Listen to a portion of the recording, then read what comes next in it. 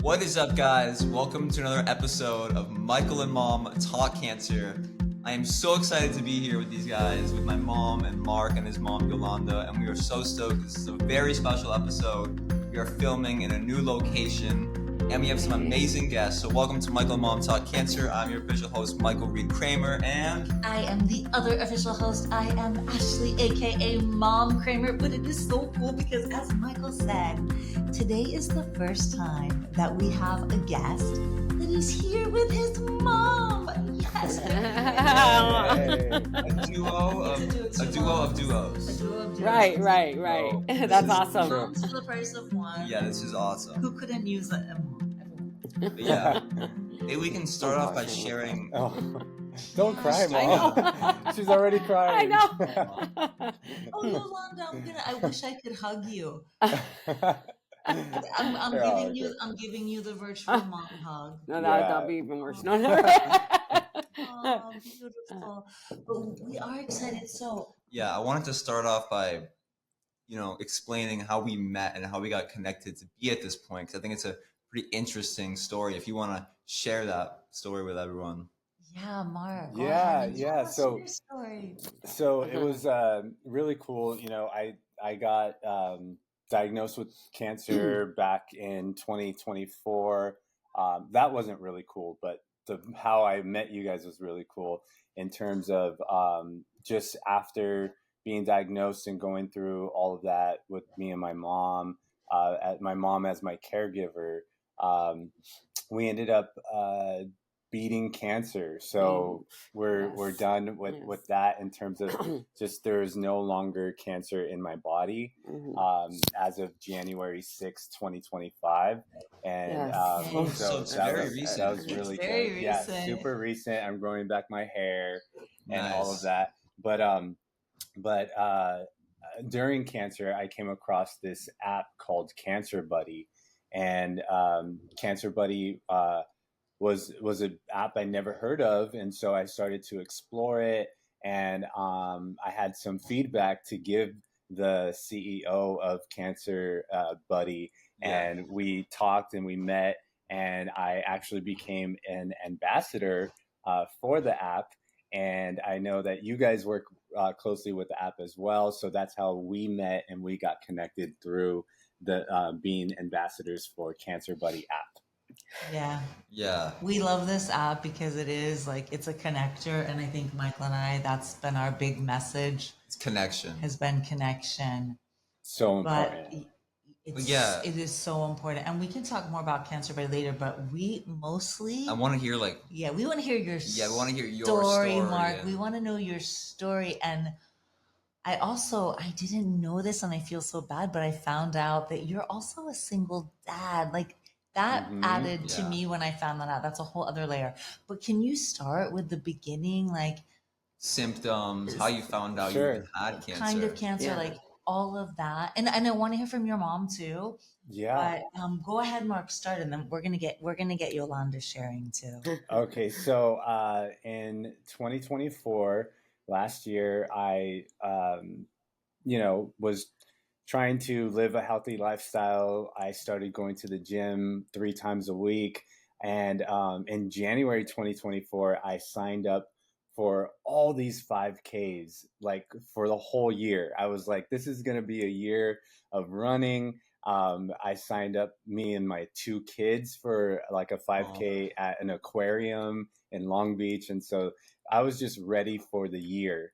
And about March or April, I started having trouble swallowing.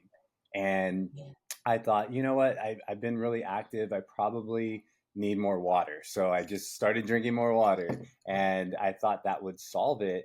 And remember, Mom, I told you that I was starting to feel tired. Tired, yes. Yeah. So I started feeling really tired and I didn't know what was going on. And so my mom, she is a medical assistant. She's a nurse. And so she was like, yeah. So she told me, book an appointment with your primary doctor and get your throat checked. Something's going on. It's not normal to not be able to swallow and have difficulty swallowing. And so I booked an appointment with my primary doctor, And he didn't really think much of it, huh? He was like, "Oh, it's probably nothing. We'll order you some swallow test, and in a few months we'll check you out." Because he's so young. Right. So Yeah. they're like, Right. of So they course. were like, "You're fine. You know, you seem very healthy." And so I ended up just pushing it off, like, okay, cool. The doctor, my primary doctor, says I'm fine, and so I must be good. Well, the swallowing progressively started getting worse to where I would eat a meal and start sweating, and I would have to pound my chest to make the food go down.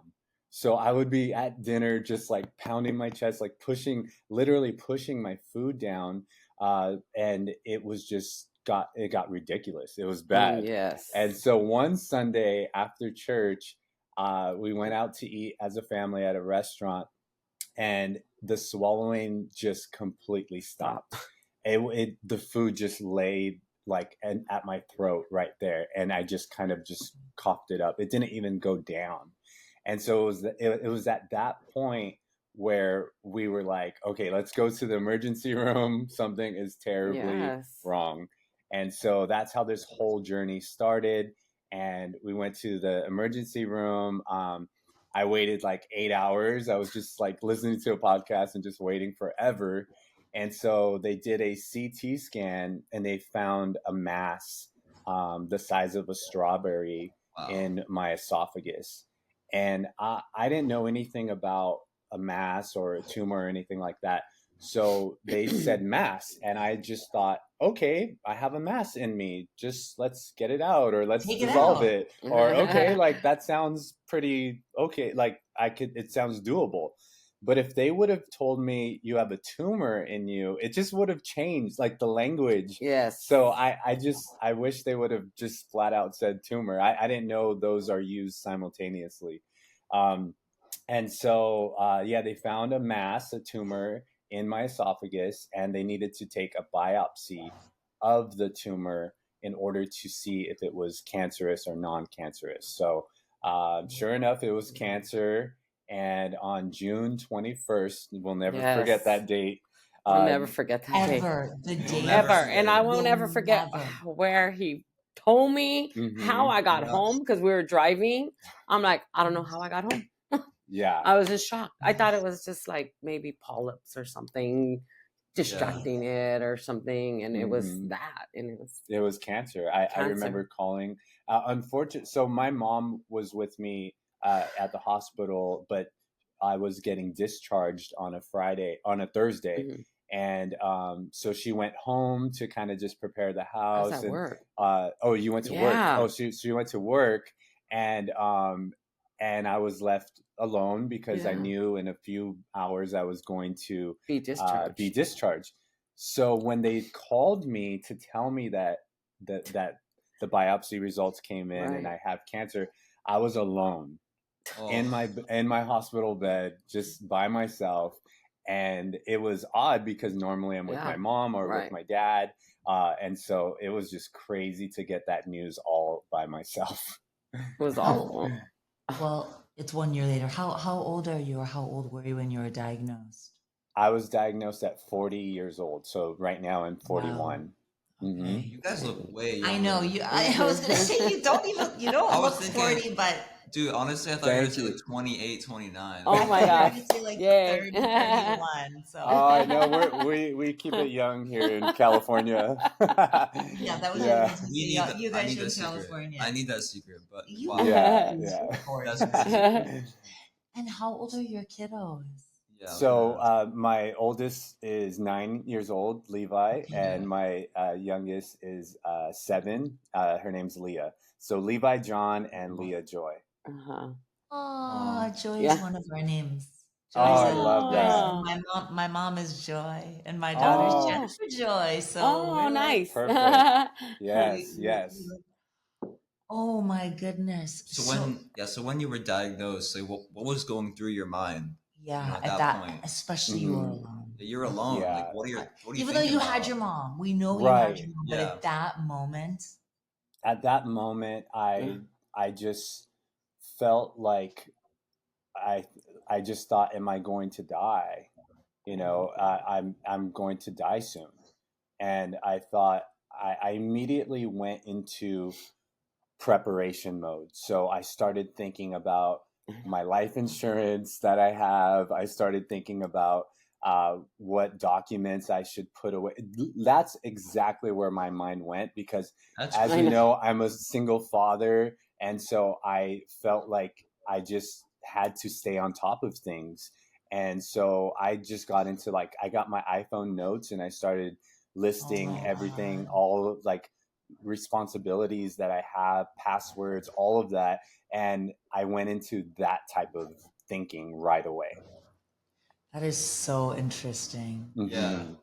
What did the doctors tell you, when you were diagnosed? Did they tell you the treatment plan, or they just told you had cancer and that come back in a few days or whatever? So the initial phone call was it's very odd till this day.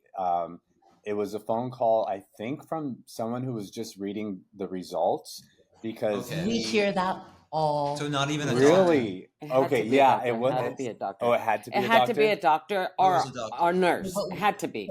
But we hear all the time that people get a phone call. I feel like we were in person. I got it in person. We were in person. Oh wow. Yeah, I mean, it was during COVID too, so that was crazy that we got it in person. But yeah, wow, right. Yeah, I imagine with movies and things you see on TV, the doctor sitting down saying I have some terrible news for you. That's not how it happened for me. So for me, I got the phone call and he basically was like, we got your biopsy report back and you do have cancer.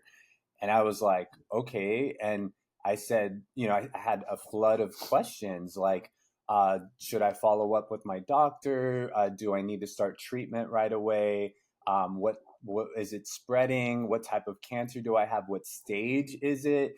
I had all these questions and he could not answer not one question. Yeah.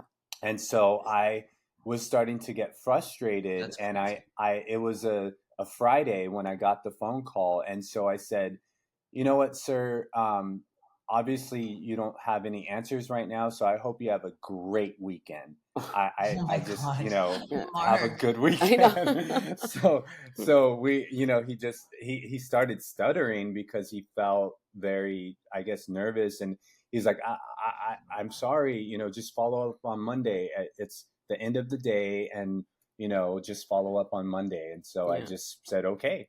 Yeah. So immediately when I hung up, the nurses came in, and by that time I had spent a few days in the hospital. So the nurses knew me and knew my mom. And so they came in and they must have seen a blank look on my face. And the nurse was like, is everything okay? And I said, no, I just found out that I have cancer. And she's like, oh my God. And she said, can I hug you? And she just hugged me. And so that was the first hug I got. Yeah, because he was alone. And she knew it was a possibility because we would talk about it, but she was so shocked. She was like, you were so positive this whole time. You don't seem tired. You just seemed on top of the world. And to hear that you have this diagnosis, she was just so floored. Even you were just I was shocked. He got wheeled out of the hospital and he goes, I got cancer. It came back positive. I'm like, what? I don't even know how I put him in the car. I don't even know how I drove home. I was just in shock. Yeah. I'm like, how could it be cancer? And especially getting the diagnosis and just and go they home and we'll talk in a few days. That's horrible. That is horrible. That was the longest weekend of your life, I'm sure. Right. Yeah. I mean, just thinking and it was. We were all shocked, and we came together as a family, and we were just talking. And I told my kids that day. I told them, and it was just I think for the first 4 to 5 days, I was just in a zone of okay, what do I need to do? Right. How do I act? I didn't actually cry until about day 4 or 5. That's when it hit my heart and my brain. I was like, oh, this is serious. Right. So, yeah. And then he had his siblings, and they were just like thinking like him. Is he gonna die? I'm like, no, he's not gonna die. I'm thinking positive. I'm like, no, we got Good. this. It's gonna be okay. Let's just do whatever the doctor says. So Yeah. we got an appointment right away. Right. Yeah. And they acted fast because it's a fast acting. It's Yeah, aggressive. Aggressive. It's Yeah. very aggressive. And they knew I was young enough to take the strong chemo, and so Right. they just wanted me to live, and they were Right. helping me out. But yeah, my mom's one of the most positive people in the I world. can tell. That's Yeah. where I get it from. I'm And like- so she was like, we got this. We got this. And, Yes. you know, and when you hear that, you're just like, do we? Do we? Do we got this? But But it's good to have you someone know, like that because you Yeah. doubt yourself, but when someone else believes, it makes it so much easier. yeah, Right. Kind of, yeah. Right. I really want to know, like, when was it during treatment that you were able to start swallowing and eating again? Because I imagine it didn't go away right Yeah. away. You can tell All that the story. time. You're like, Yeah. "Send for the So I was pounds." losing The weight. same I thing. yes, I was like, it over was the weekend, like, how are you eating and like Yeah. drinking and it was I he could did I not. could not I would not be able to enjoy a meal for weeks and Not weeks. weeks and we would try little pieces to drink, even to swallow. It's like if he was swallowing through like maybe a toothpick, the Right. drainage would go that The small. esophagus was that Yes, small. because that's why it ended up stopping.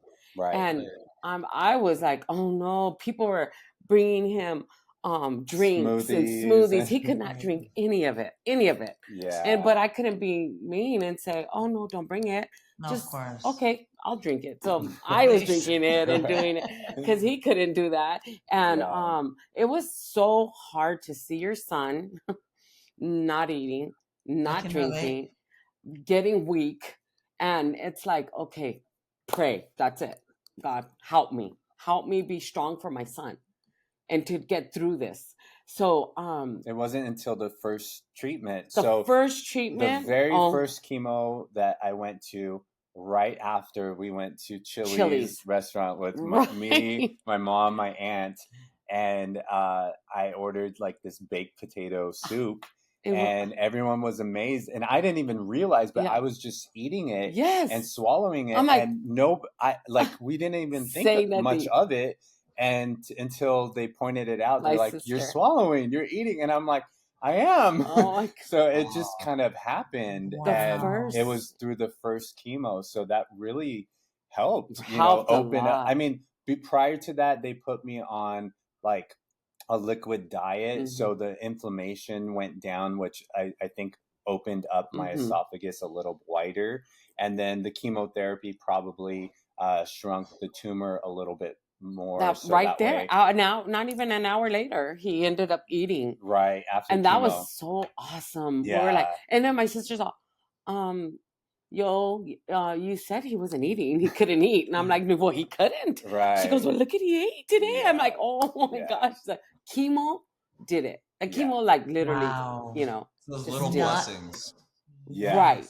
We It take those things was. for granted all the time. It's like I remember that too. Like there was a while when I couldn't eat either because I was Right. so nauseous and so sick that like I'd have like a feeding tube and I was vomiting every single day. And then when I started eating again, like I was on IV nutrition for like a month and a half. So like I totally Wow. get that not eating thing. It was horrible. So when I started Right. eating again, I was like, oh my God, like It makes you Right. appreciate it. It does. so- because food Every is bite, every food is a taste. huge thing. Like, It food is. It's It's part a of our part of- happiness. Like it is. Right, It right, is, and right, it's, right. it's social. Look, you guys were like celebrating you getting out of the hospital and you went to a restaurant. Right. And it's like a social thing. It's not, It but is. Right. Yolanda as a mom, Yes. I relate to you so much because it was the same with Yeah. Michael, like not eating. I remember I would try any recipe. I would try everything. I would try teas. Mhm. I would try ginger. I would try this. I would try. It's so hard to see your child, and Right. even a grown child. I mean, mine is Right. grown too. Right, right. There are babies regardless. There are babies regardless. Right, right. So did you end up having a surgery to remove the tumor, or Oh, was no. it chemo? Did you end up having surgery? Yeah, so I had 4 rounds of chemo and then the surgery, and then they wanted 4 rounds of chemo after the surgery. So Okay. I completed my 4 rounds, Just so and hard. I went to surgery in October of 2024. And they did an 8-hour procedure, and they were able to do it through robotics. So through the robotics procedure, they were able to remove the 6 tumor, inches. 6 inches of my esophagus, and they pulled up my upper intestine and connected it. Yeah. That's Sick. like, And, wow. and our That's long. our That's half esophagus a is Subway only sandwich. 10. That's Right. a whole, Yeah. that's like, Right. that is a Subway sandwich for me. It is Yeah, a Subway that's a sandwich. sandwich. Yeah. Yeah, that's big. Yes.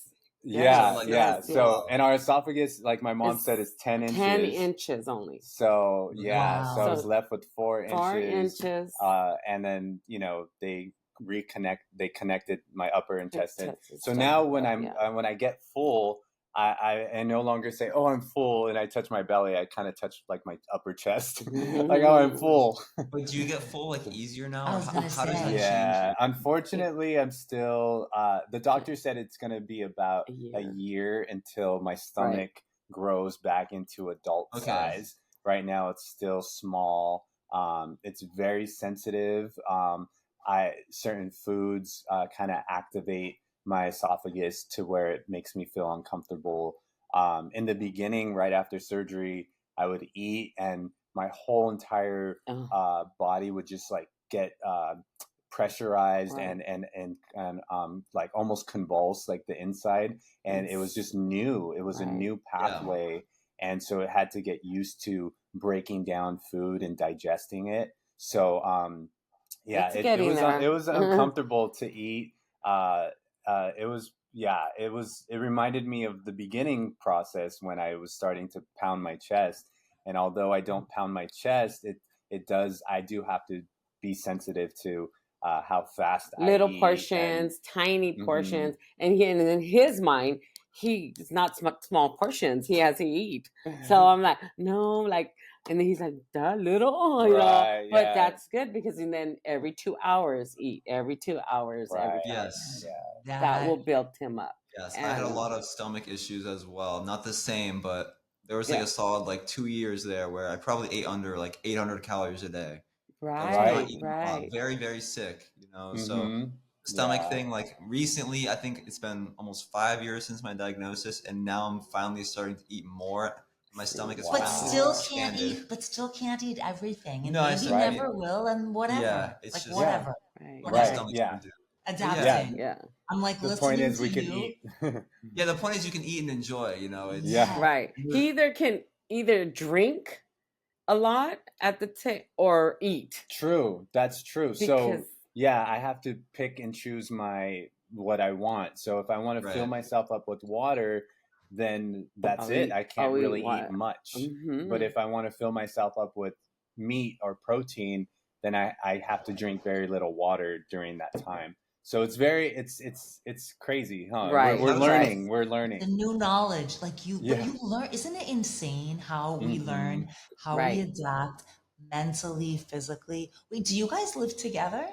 Yes. He Yeah. had to So move. He had to move in because it was. yeah. I needed So to take care of him. So I lived on my own with my 2 kids, and me and my ex-wife got separated in 2021.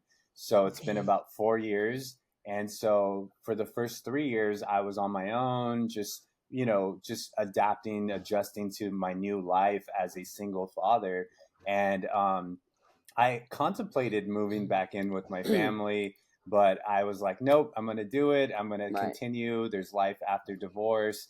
And so, but once I got the diagnosis, there's no way that I could take care of my children properly. And so I moved in with my mom and my dad. And after 15, No more, 17 years of being out of the house, I was back in the house, and it was like crazy. And a little house where he's in one room. House. It's like, but it's his home room. He's not in the living room or something. So, which is a good thing. We have to look at that. Yeah, and it was just so funny to be like with my parents again. Right. And it just felt like old times, and we had to get to know each other. And Right. and she was like impressed on like I cook now, and Yeah. she sees her and my dad see me the way I take care of my kids. And Right. it was just little moments that We don't see. you Yeah. didn't really see when Yeah. I was at my own place. Right. And so it's kind of fun. It was Yeah. kind of cool to be back here. And I didn't feel like a kid. I thought I would resort to like my 20-year-old self again, but no, I was able to still like my dad was like, yeah, you're like a roommate now, Right. not like my son. So I it was say cool. that about him. I'm like, Yeah. I mean, I'm his mom, but I feel the same. I'm like, we're Mhm. an adults, we're Right. roommates. We live together, and it's great. But Right. yeah, in the old days, Yes. like families live together as a unit, like the Right. parents, the grandparents, the parents, the children, and it was beautiful Yes. and it worked. And it didn't mean that the kid stayed like a little kid. They still grew up No. and became adults. So it is a beautiful thing. Of course, it doesn't work for everyone, Right. Yeah. Right. and who knows if it will, how long it will be. I'm so happy you're in remission. Yes. Are It's you? so When was your last his treatment? go ahead. So my Yes. last treatment was supposed to be this like January, but I actually told the doctor that I don't want to continue my 4 last rounds of chemo. I'll just do 1 Yeah. and then not do the 3. And so that was huge because I was going against the plan, the medical plan. But my reasoning was I told the doctor, I said, hey, when I got diagnosed, I was thrown into the world of cancer. I had no choice but to abide by what you guys recommend. I just went into it. I wanted to live. I was scared. I didn't know anything about it. So I complied with the plan.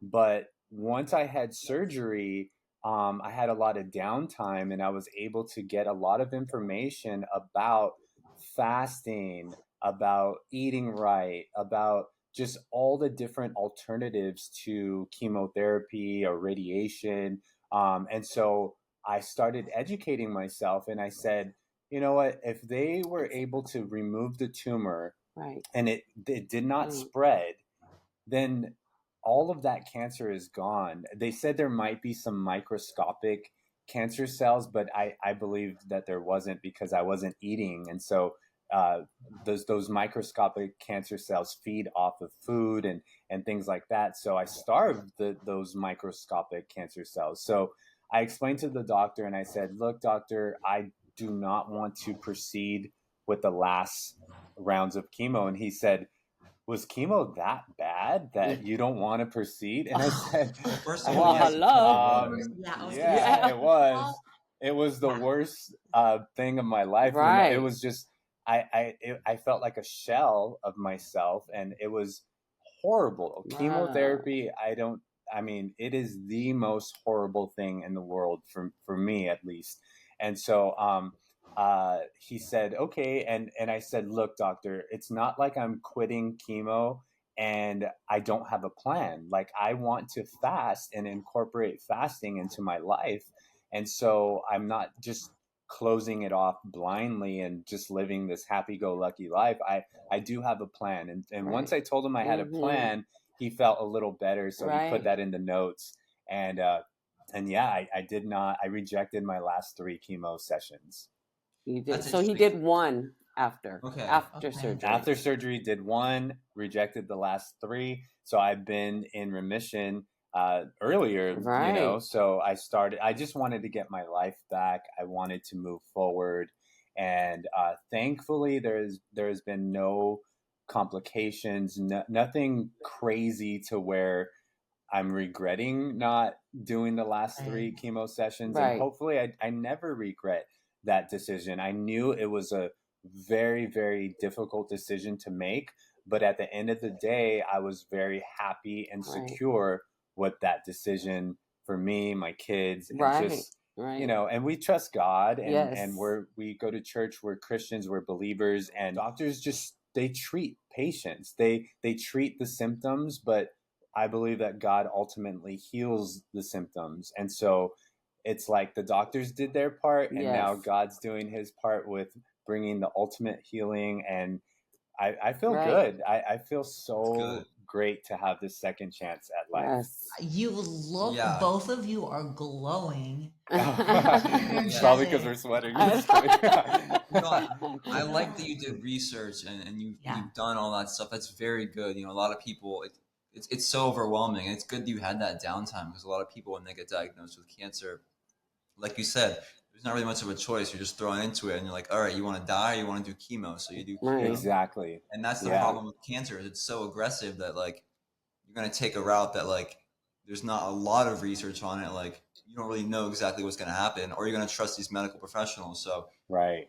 really, Yeah. Right. I think it was perfect that you did the surgery and the initial chemo, and then started doing the fastings. And Right. no, that's just great. I love that you like Thank you, integrated Michael. both. And Yes. it's really cool to hear that. I also Yeah. love what I Yeah. also love is not just that, it's that you also, I think sometimes we have an idea that doctors are the end all be all, like they're like the God that knows everything. Yeah. And you know, everybody is different, Yeah. and Right. everybody reacts Yeah. differently. And Mhm. maybe it would have worked for someone else to do those 4 more rounds of chemo. Maybe Right. that would have been right for someone else, but you Mhm. knew Yeah. that for Mhm. you, Mark, that was not right. And I love that you advocated for yourself. And I think that that is really That's important. important. Yeah. There was a point with Michael that he was on a medication that was not working, and we felt it. I've been there. And I think that it's also scary though. It It is. is. It Right. is scary, right? It Because is. then you're You're like, like oh my standing God, up to somebody yeah, with higher authority. Yeah. yeah, that's, Mhm. been to school and has all this knowledge. But Right. again, I do think it's one of those things like we know our bodies. Yes. He knew his body. Mhm. You Yes. knew your body. I actually watched your video. I happened to see that video on Instagram when you were talking about it, and you were talking about the vomiting and what was coming out of Yes. you. And you were like, this worked before, it's not working now. And Right. it did work. You ate the soup, right? Right. Like you were Yes. Yeah. telling Yes. that story. Yeah. So it worked for a moment, but then you knew your body well enough. Exactly. And I got to know my body because of cancer. I Yes. didn't really understand my Right. body as much, just Right. taking for granted my health and everything. I was like, okay, my body, but I really got to know my body once I was going through chemotherapy, once I was researching. And it's just good to just have a common knowledge of the human body in general. And I want to teach my kids about the body and where everything is. And Right. it's just so important to have that knowledge, because I think we take it for granted and we just kind of like, okay, we're here and stuff. And Right. there's so many other distractions that we could learn about and just educate ourselves with. But it's so important to get to know your own body, to listen to your body, to know what's working and what's not. So that's something that was a huge takeaway for me. Mm-hmm. Yeah, listening to your body it's one of the biggest things Yes. we did, and we incorporated. You know, exercise has been a huge part of our journey, and I felt like exercise was one of the reasons why I got through it. It's completely a little different than your story, but I just felt like listening to your body and doing what you can that will keep your mental health up is also very important. So I kind of want to ask you, like, what did you do for your mental health during all this time, and what do you do now? Exactly. That's Yeah. such a good question. I What are you love that doing for question. you? I love Because that it's question. multifaceted. Yeah, Not It everyone is. realizes that cancer, it's your physical, it's your mental, it's and everything. as you are touching on with your religion, like it's Mhm. also a spiritual journey. So we It really is. believe the three go together. So Yeah, okay. it was crazy. I mean, like I mentioned before, my mom is very positive, and I believe I got a lot of my positivity from my parents, and so I'm a positive person. So during the whole process of chemo and cancer and all of that, my parents taught me a verse in the Bible growing up, which is Philippians 4:13, which says, "I can do all things through Christ who strengthens me." And so that was in my head and instilled in me at a very young age. So I was able to kind of hold on to that scripture, but also just the support. I mean, I reached out to people through social media, I decided to share my story. And that was a decision that was kind of hard to make, because prior to that, I was quieting myself and being more private, just going through a divorce and just trying to be a little bit more private. But then cancer came, and then I decided to be a little more public. And so that was a good choice for me, because I created this Amazon wish list, and people were Yes. sending me, little small things that really brightened up my day. And I started meeting all these other people who have esophageal cancer. That's the cancer that I had. And people from Kentucky and people from Northern California, everyone was reaching out to me. So we created this like support network. And it was, I mean, I would watch old movies that I haven't watched in a while, and that would just, it was nostalgic and it made me happy. And my kids, they were well taken care of. My mom really stepped it up and, walked them to school. And I knew that they were taking care of. My ex-wife was amazing Yes. when it came to the kids and everything. And she supported me as well. So it was just such a great, it was a good. I'm so glad about that. Yes, good. that makes it so much better. She was awesome. When we couldn't have them, she took them. I mean, there was times where we had to go to the doctors, do the chemo, where I couldn't pick them up or I couldn't do. She would, don't worry, we got it. I got it. And Awesome. she was real supportive. It really strengthened our relationship as well, because it put everything into perspective. Like, life is short, and we don't need to be mad at each other. We don't need to. It really strengthened us as co-parents. Yes. And I'm so thankful for that. I mean, that was one really good thing that came out of this experience. That's good. I'm happy it didn't bring you guys further apart, because I know cancer can do it. It goes one way or another. Usually, it's like tears a family apart or brings them closer together. Yes. So I'm happy that it worked in your favor. We have seen that it too, totally but it did. depends on the people. Yeah, it depends on the It people. does. Depends on the people. It can bring you together, though. Yeah. It can bring, I feel like it's made our family so tight, and I see that with you. Look at you moved back in with your family, and you have this new relationship. I'm sure you were always close, but even closer. And with your wait, we were talking about coping. Okay, so coping. One way was I'm thinking going on social media. Yeah, so social media, connecting with people, just remaining positive. I remember someone told me to listen to survivor stories. And so don't listen to the people that passed or people who have experience of people that didn't make it. Just fill yourself up with survivor stories. Right. I made the mistake early on. I was following someone on YouTube, and I was watching her videos, and then the last video, some guy comes on and is like, unfortunately, she passed away. And, I'm making her last video in her honor. And I started crying, and it was the worst thing. And I said, what, from now on, I'm just going to watch survivor stories and fill myself up with that instead of, and I didn't know, I didn't know. But yeah, so just survivor stories, social media, praying, having a good support unit with my family. And really, so I never asked, why did I get cancer? I may never know why, I don't ask that. That will cause me to just go crazy. So, but what I did ask is how. How did this come about? Was it something I could have prevented? Was it something I did? I started researching cell phone and radiation and laptops and tower cells and stuff like that. And I started doing that. I started evaluating my life. What type of stress was I under? I had just gone through a divorce, being a single parent. So I was so fortunate to get, I may not pinpoint the exact reason, but moving forward, I'm able to now make changes in my life to where I'm not the old Mark, whereas before it was like, in Mark I trust. I'm going to do it.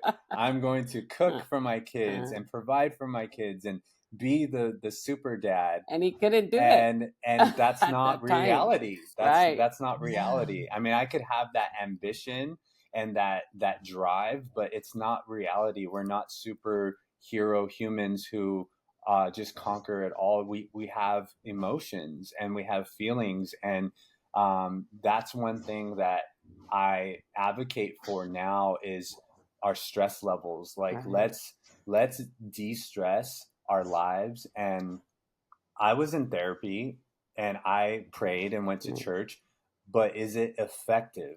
Did I still feel bad after a therapy session, or did I still feel empty after going to church? Like, I needed to now de-stress in a way that was effective.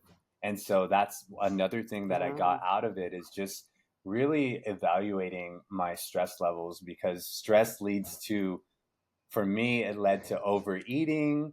It led to lack of sleep, which then makes your immune system lower, and it all kind of connects. So I was able to figure that part out, which was such a blessing, because I don't know why, but I feel like I've got a better grip on how. And how to move forward, and what to do from here on out. Right. Yeah, and make those changes. I feel like it always makes you reevaluate your life and your choices. You got cancer, like, oh man, maybe I was doing something wrong. Maybe I need to change something. But of course, we can't put a blame on it. Like, no blame. It's just random. But like, I think it's good because you go through it and you're like, okay, I don't want this to happen again. Now I need to live like a healthier lifestyle than before. Do preventative therapies and just be a better human overall. Yes, that's the blessing of surviving cancer, is you walk around with that. So Yeah. When you said we always say that as well. We don't know the why, but it doesn't. I always say there's no why, but you can make a purpose. But I think like it kind of goes along with what you're saying. It's like taking it and saying, okay, now the purpose is maybe I can make my life better. Maybe I can do something different. Maybe I can make changes and adapting. And I, that's why we have that whole thing of like not bouncing back, because you don't want to go back to who you were before. I don't. Like, you have been through all of this. You want to be, you've learned something, you've grown, you've changed. And I love that. But can I ask, Yolanda, I want to ask you the same question, because for you have, I don't know how many kids you have. I know you said you have siblings. He's my eldest. And then I have 3 other ones. Okay, so you have 4 kids. So how was it like now for you? How did you deal with this? We were asking Mark, how did he deal with it? But how about you? How about you? It was. Let's see. When he told me, I was just shocked. And then I'm like, okay, we got this. We got this. We got this. We're gonna go forward. Whatever I need to do for you, I'm here. And I totally changed my life. I stopped my life, and my life was with my son. Whatever he needed to do, whatever doctor's appointments, because he didn't have his wife. So as a mother, you're going to step up regardless.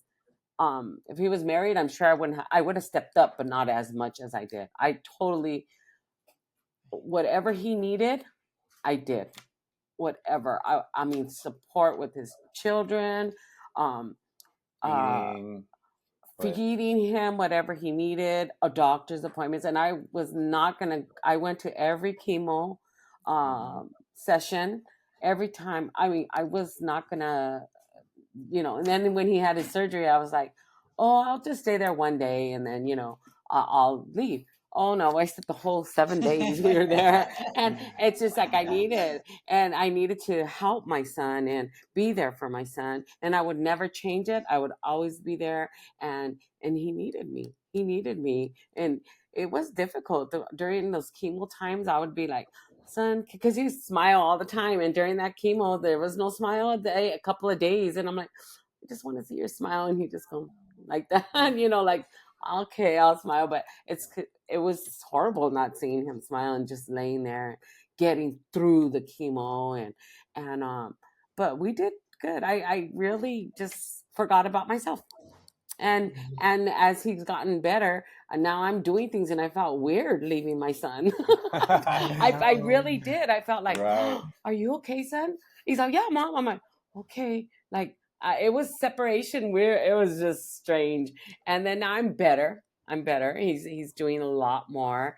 And of course, I'm always looking out for him, always. Yeah, there was this one time when I had surgery and I was in the hospital, and she's very good at asking me, what do I need? Do you need this, son? Are you okay, son? Are you okay? And I remember it was like day 4 or day 5 after surgery.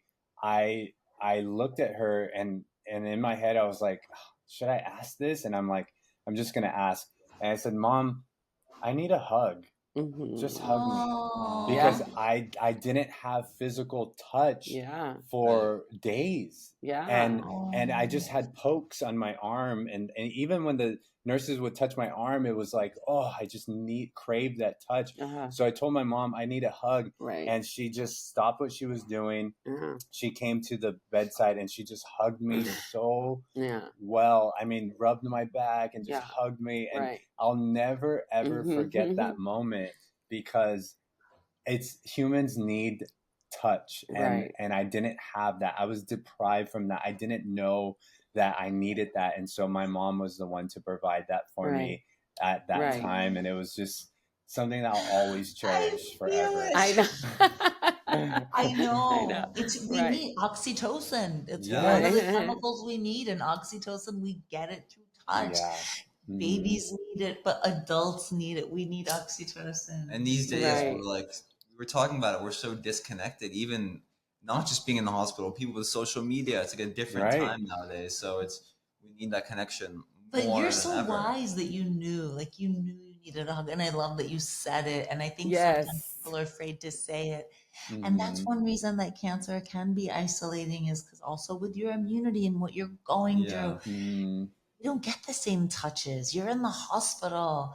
You may be surrounded by beautiful nurses, but it's different. I know. And they all loved him. That's how I felt. I was like, all right, like some days I'm like, all right, it's not too bad. Like, look You're surrounded by me. Hold on. I know, but like I don't look at my mom like that. I look at the nurses. I'm like, all right, whatever, Yeah. You can give me chemo today.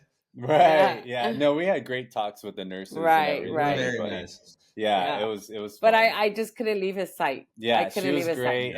And she got into like this mode. Like I saw her just get into this like selfless mode where she was there at every appointment. She was there on top of things, and she would ask me what I needed to eat, what I felt like eating. Some days I craved like certain foods. Like one time I wanted like a Marie Callender's turkey dinner, and it was like $40. And she like DoorDashed it to our house and was just like, whatever you want, son, like I got you. And so it was really cool. She was just so supportive in that way. And then you even went to like therapy for the first time ever. And so that was really cool, because I'm an advocate for therapy, and to see my mom do therapy, it was like, okay. And I'm like, it works, right, Mom? Like, it's cool. And so she's like, yeah, it's just nice to have a professional to kind of vent to.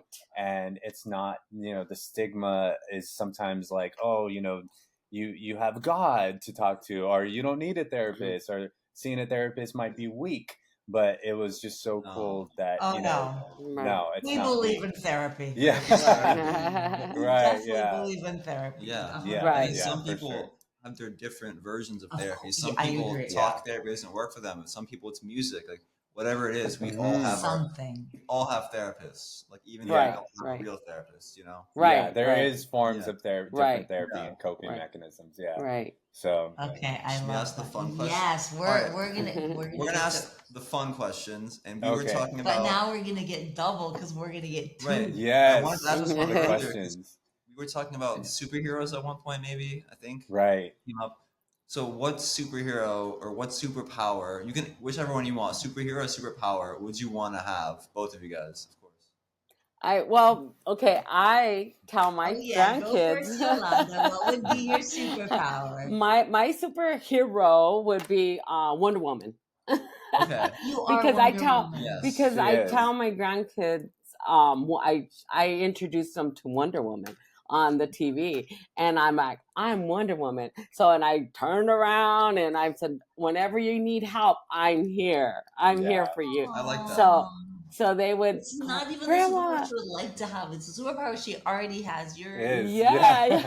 And I told them, you are Wonder Woman.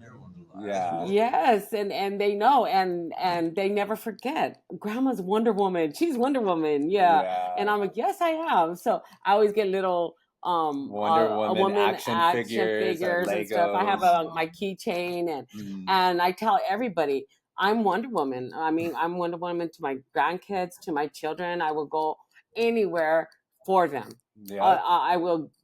There's that song, what's that one? Ain't No Mountain High Enough. I don't know. Yes. And it's Ain't No Valley Low Enough. Yes, and I will get to you, and I will get to my children and my grandkids, and you should start twirling now, and every time you take an action, I know, just like twirl and go, twirl and go. Right. Yeah. And so, I chose that because I can have the strength and to be there for my kids, and I mean, that's who I would pick as that, and as superpower.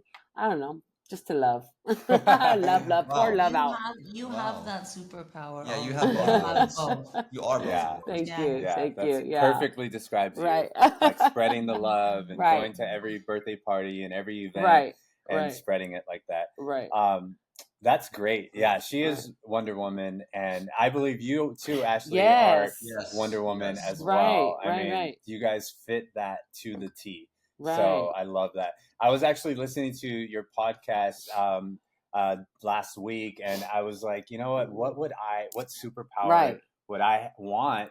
And of course, the first ones are like to heal, to fly, to teleport, and things like that. But last night, it just came to me, and I thought, what's something that I would love to magically, remove or heal or help with? And I thought I would be my superpower would be to heal broken hearts. So I would want to heal broken hearts. That's a good one. That's a good one. Yeah. I would want to just anyone with a broken heart come to me, and I'll just tap your chest or something, and your heart will be restored.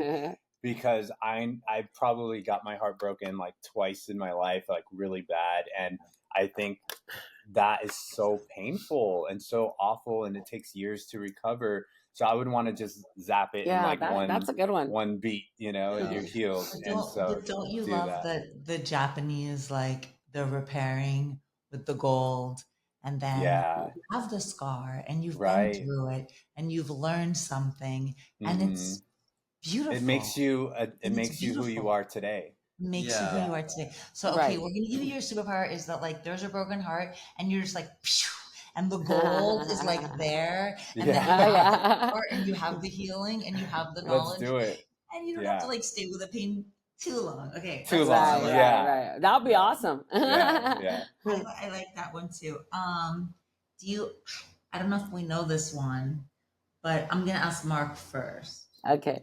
Is there a person that's like your role model, or someone that I know your mama? I mean, but is there someone that's had like a really big impact on you? Yeah. And you don't have to. I mean, we know your mom, so you don't have to say. We can say she's a given. Right. Yeah. My mom's a given, but it would be her dad. Her dad, which is my grandpa. He passed away in 2020. Yes. But he was so influential in my life. And he actually, I'm his first grandchild, and he became a grandpa at age 37. And young. Very young. Yeah. And all right, Yolanda, that explains why you look. That's why we look young. Why you look so good. Okay. Yeah. Right. We're only 18 years apart, yes. or 19 years. Okay, now we get a little. Yeah. So we're close, but yeah, my grandpa Jim was just so. He was a leader. He was a teacher. Someone who just impacted my life in so many ways. And he was 37 when he became a grandpa, and I was that person who became him, allowed him to be a grandpa. And when I was 37, he passed away.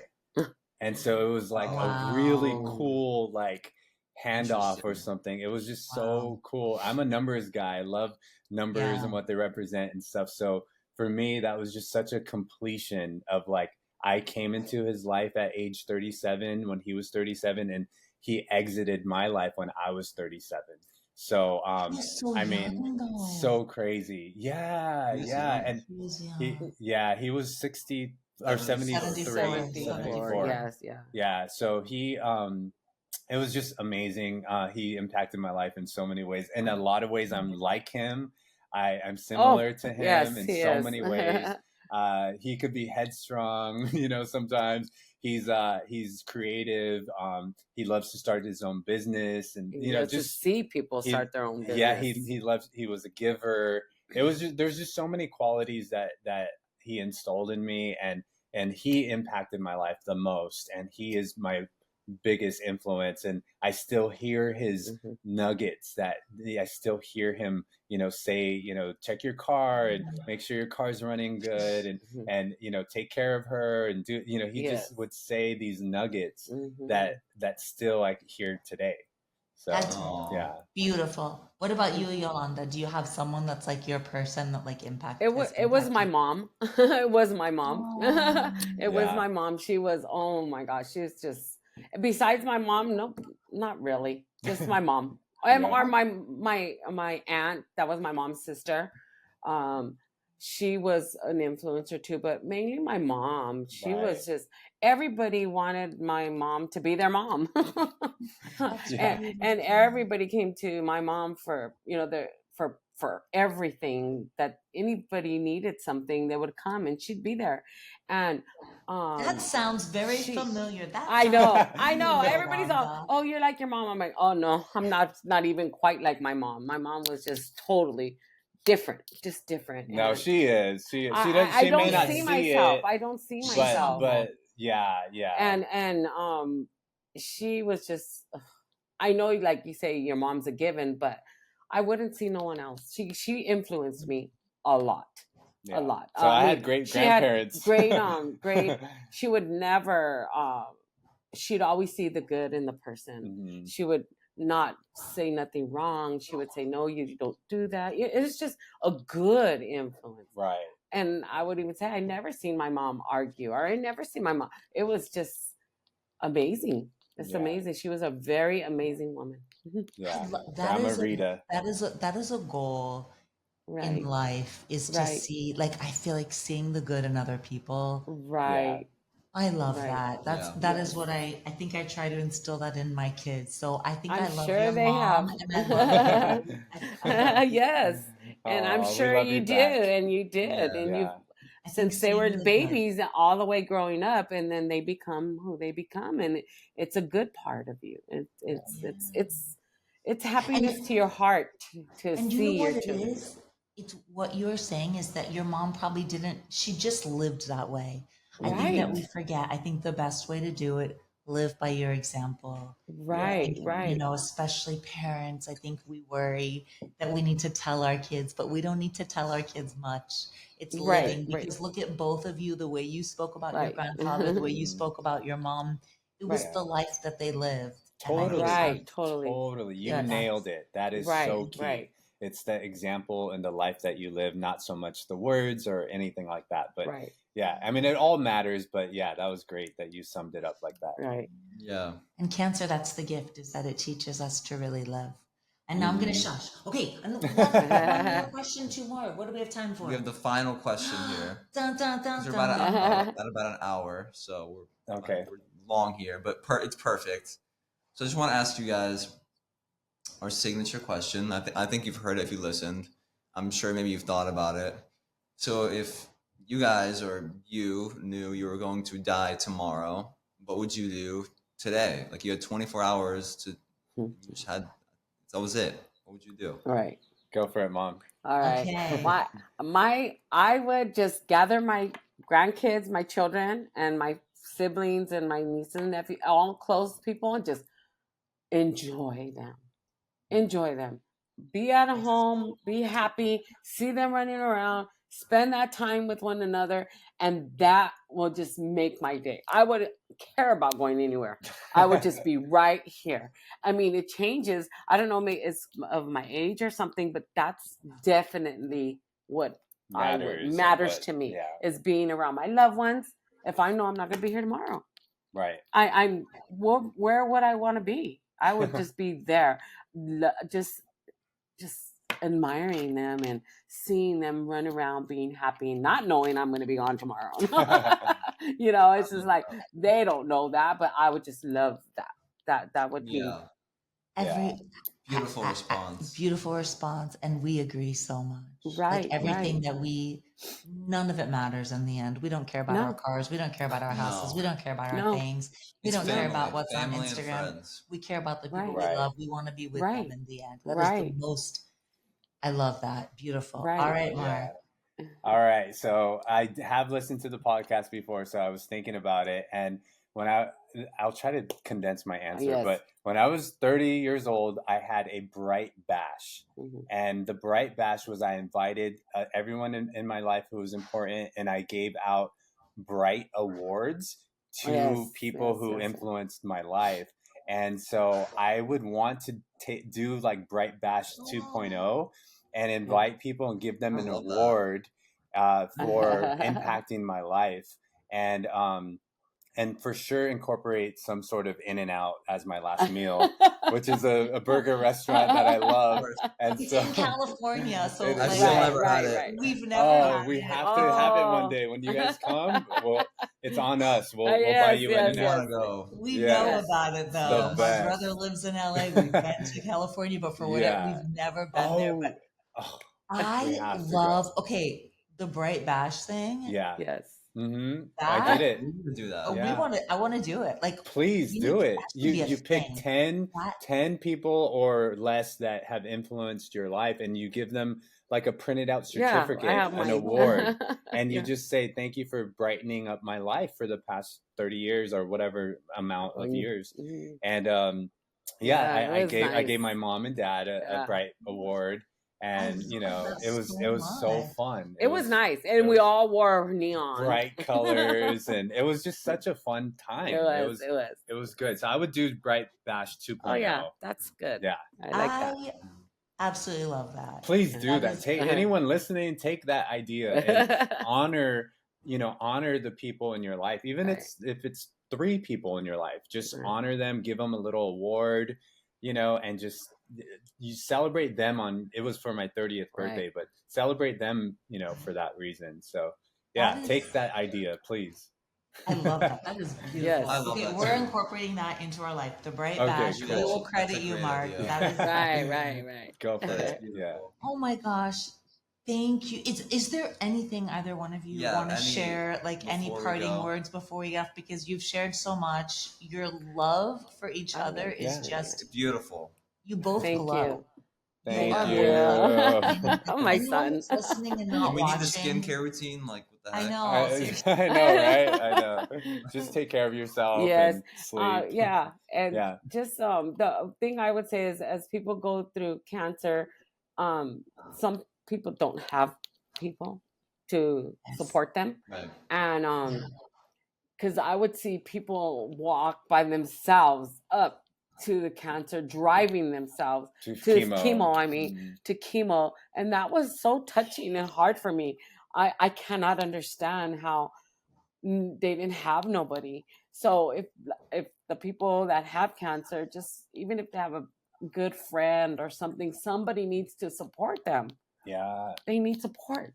I agree. So it was that was so important. Something Human connection. Yes, and we mentioned that earlier. The connection.